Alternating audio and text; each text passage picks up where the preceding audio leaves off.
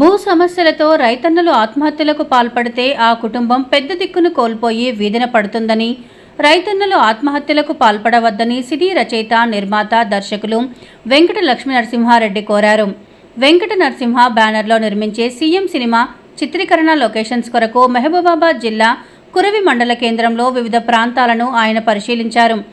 నేను ఈ గడ్డ మీద పుట్టిన బిడ్డనేని, సొంతూరు కూడా మరిపేడ బంగ్లానే, ఈ మహబూబాబాద్ జిల్లానే మంది నాది. నా banner Sri Venkata Lakshmi Narasimha productions. Total cinema industry మా కుటుంబం దయ వల్ల నేను రైటర్గా, డైరెక్టర్, ప్రొడ్యూసర్గా వరుసగా సినిమాలు తీస్తున్నానండి. ఇప్పుడు ఈ రేవంత్ రెడ్డి గారిని దృష్టిలో పెట్టుకొని సీఎం సినిమా తీయడం కారణం కూడా తెలంగాణలో కానీ యావత్తు గల్లీ నుంచి ఢిల్లీ వరకు రైతులు పడుతున్న బాధలు కానీ ఇవన్నీ దృష్టిలో పెట్టుకొని, రైతులే దేశానికి వెన్నుముక అంటారు, నిజమే అది. కానీ ఆ రైతుల వెన్ను ఇరిచేస్తున్నారు. అందుకనే దీన్ని దృష్టిలో పెట్టుకొని సీఎం అనే సినిమా తీయబోతున్నానండి. ఒక రైతే సీఎం, ఆ రాష్ట్రానికి సీఎం అయితే ఎలా పరిపాలిస్తాడు, అదే దట్ ఈస్ రేవంత్ రెడ్డి గారు. మీ అందరి దయ వల్ల, తెలంగాణ ప్రజల దయ వల్ల, మా తల్లిదండ్రుల దయ వల్ల సినిమా ఇండస్ట్రీలో ముందడుగు వేశాను. అలానే ఒక అడుగు 100 అడుగుల దాకా వేసుకుంటూ వెళ్ళిపోతున్నాను.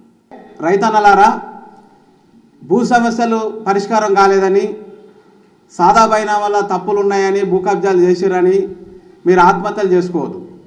ఎందుకంటే మీరు ఆత్మహత్యలు చేసుకుంటే ఇంటికి పెద్ద దిక్కు మీరు. మీ పిల్లల్ని, మీ భార్యని, మీ అన్నదమ్ములని, అక్కచెల్లెల్ని, తల్లిదండ్రుల్ని అందరిని బాధ పెడుతున్నారు మీరు. అందుకే మీరు ఎవరు చనిపోవద్దు, బతికి సాధిద్దాం. రేవంత్ రెడ్డి గారిని కొట్లాడి ఆయన దగ్గరికి వెళ్ళి ఈ భూ సమస్యలకి పరిష్కారం చేసుకొని ప్రతి రైతుకు న్యాయం చేసుకునేలా చేద్దాం. దయచేసి మీ అందరికీ రైతన్నలకు దండం పెట్టి చెప్తున్నా, మీరు ఎవరు చావద్దు, సస్తా అనే మాట కూడా మీరు రావద్దు దయచేసి. ఎందుకంటే ఈ తెలంగాణ ఆత్మ బలిదానాలు చేసుకుంటూ సాధించుకున్నాం. ఇక కూడా మనం చచ్చిపోతే ఇక తెలంగాణ తెచ్చుకునేందుకు, ఇక మనం చచ్చేందుకు, బతికేందుకు. అందుకే బతికి సాధిద్దాం తప్ప సచ్చి సాధించేది ఏం లేదు.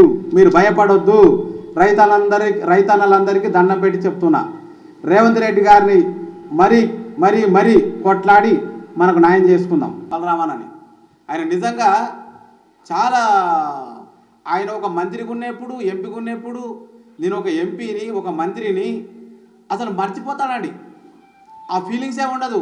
ఒక అధికారం ఉన్న నేను ఒక లీడర్ని, ఒక నాయకుడిని, ఒక ఎంపీని, మంత్రిని మర్చిపోతాడండి. ప్రతి పేదవాడు వెళ్తే ప్రతి ఒక్కరికి అన్న, అక్క, చెల్లి నీకేం కావాలని మరీ వచ్చి వాళ్ళ సమస్యలు పరిష్కరించి వాళ్ళకు న్యాయం చేస్తాడండి. అసలు అది కాదండి నిజంగా మనసున్న మారాదని చెప్పుకోవడానికి.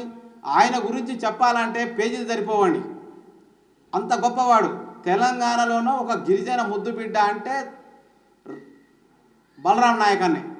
అందుకే ఈ బలరాం నాయక్ అన్న పిసిసి అధ్యక్షుడైతే తెలంగాణలో ఎస్సీ, ఎస్టీ, బీసీ, మైనార్టీ ప్రతి పేదవాడు ఒక రాజకీయ నాయకుడు అవుతాడు.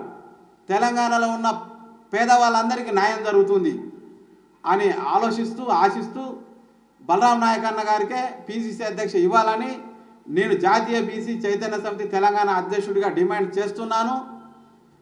ఆయనకే రావాలని కోరుకుంటున్నాను.